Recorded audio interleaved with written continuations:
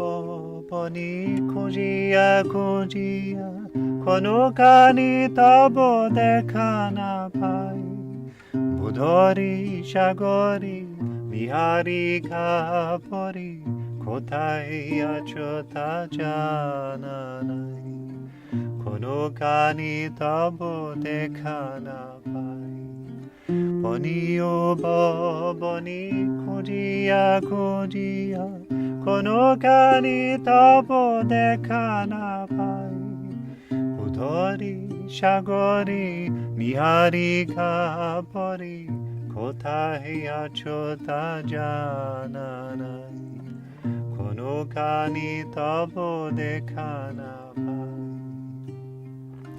যে তোমারে ভালোবাসে তার কথা ভাবিতে নাহি কি কোনো ব্যাকুলতা যে তোমারে ভালোবাসে তার কথা ভাবিতে নাহি কি কোনো ব্যাকুলতা তোমারে জীবন যে দিয়ে দিয়েছে তার তরি মনি নাহি কি ঠাই তোমারে জীবন যে দিয়ে দিয়েছে তার তরি মনি নাহি কি ঠাই Konakháne tava dekhá na pai Vane Upavane khuṋjiyá khuṋjiyá Konakháne tava dekhá na pai Bhúdhare ságare niiháriká pare Kotháy ácha jáná Konakháne tava dekhá na pai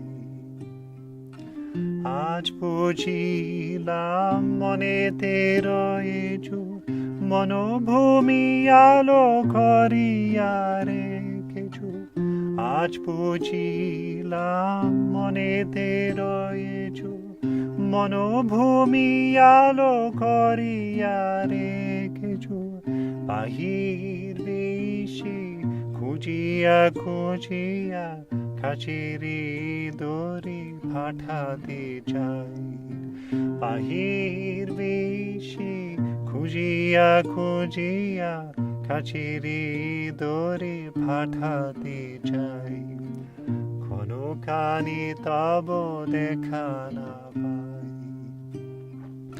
Vane Upavane khuṋjiyá khuṋjiyá Konakháne tava dekhá na pai Bhúdhare ságare niiháriká pare Kotháy ácha jáná Konakháne tava dekhá na pai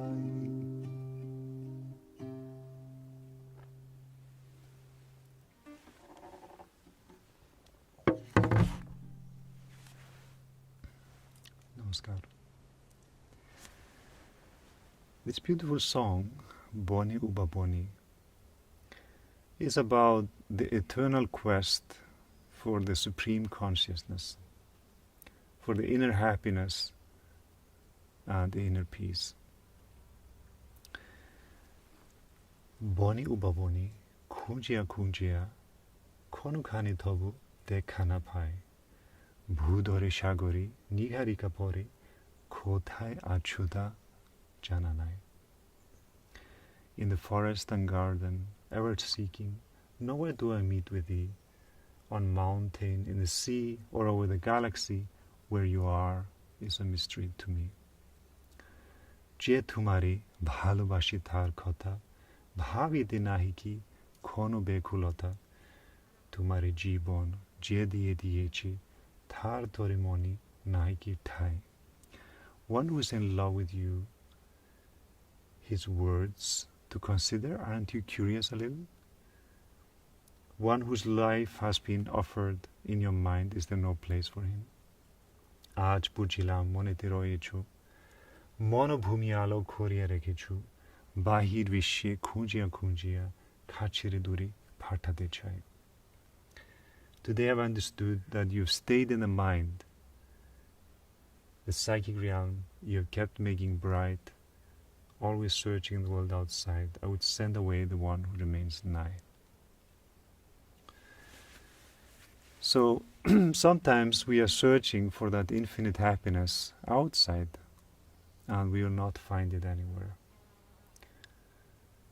We will find a temporary happiness in food, in clothes, in people around us, which is also important, and we should enjoy that temporary happiness and smile and enjoy our life.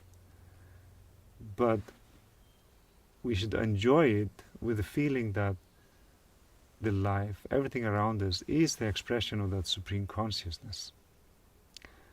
Now, in this poem is expressing, I was searching for you inside and outside, in the far distant nebulae, in the mountain caves.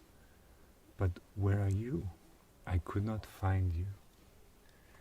So, so the first stanza, the devotee or the spiritual seeker is searching outside, to the point that he is feeling frustration. So in the second stanza is addressing the Supreme directly. Oh my Lord, oh my God, oh my Supreme, where are you? You don't even consider my words a little? You don't even have any feeling for the one who has given his life to you? So it is little hard feelings, it is a frustration. Where is that Supreme Consciousness? And then in the last stanza is the realization comes. The one that I was searching for outside is actually within. And by searching outside, I was sending that one far away. So the Supreme Consciousness is infinite. And so if you search outside, you can feel it is very far. The universe is so vast. And, if you think that this Supreme Consciousness is far away, it can be so far that you cannot even imagine. It's unfathomably far away. And you can feel so lonely because you feel completely alone, and that Supreme Consciousness is so far away. But it is actually in your mind. And if you think that the Supreme is near, it would be so near that you cannot even imagine how near. So this is the nature of the consciousness. It's everywhere around, and it's inundating the whole universe. So if you think it's far away, it can become so far away. This song, another theme of this song, is also the theme that to find the light, searching whole life, and then finally out of frustration, some solution comes. I experienced this in my life. I was fortunate. When I was very young, around 5 years old, my grandmother took me up to the top floor in our house, and she prepared my mind, put on clean clothes and everything, and then she taught me how to pray, and she made it so special, and it became very important thing for me. So I continued to do that. Actually, children, when they are around 5 years old, it is part of the children's psychology that they are curious everything that the grown-ups are doing. So if the people around them are talking about God, they will also be curious. What is this God? What is the Supreme that they are talking about? And if they learn meditation at that time, when they're just 5 or 6 years old, the mind is so innocent. So for them to imagine that the Supreme Consciousness is all around, it's in the trees, it's in the bird song, their imagination is so vivid. So if they learn meditation at that time, it can foster the feeling of that I am loved, I am being loved that Supreme Consciousness loves me and is near to me.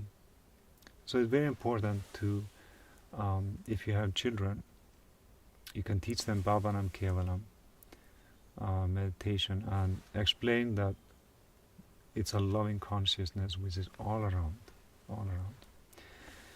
So I grew up having that feeling that the Supreme was near and I could communicate with it. It was important. But when I became teenager, the mind becomes more analytical and you start to ask all kinds of questions.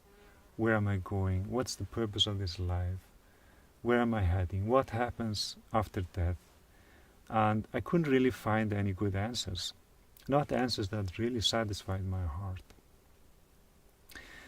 And I became so busy in school, and which drove me to the point that I couldn't relax. And that's why I had a lot of nightmares, same nightmare 3 nights in a row. And that frustration, like in that poem, that frustration drove me to the point that I had to do something, and then I learned meditation. But also that winter, I remember one midnight I came to the starry night and I was thinking, I was looking up to the star and asking if there is a Supreme Consciousness, if there is God,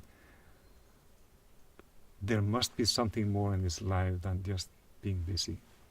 And then, soon after that deep longing was there, then I learned meditation.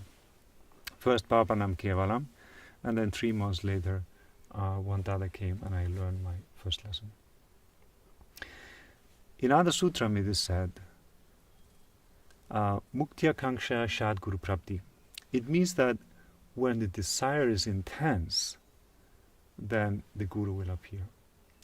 And so we have to make that desire strong to feel that infinite consciousness. And then we can realize, like in this poem, that all along the Supreme Consciousness was and is within. And it is the part of our mind. It is part of our being. The Supreme Consciousness is part of our being, which is giving effulgence and inspiration to everything in our life. So the quest will continue, because this life is a quest. This life is the search for that infinite consciousness. And we move on, and we try to go deeper and deeper, inner and inner, and really find that essence within our mind.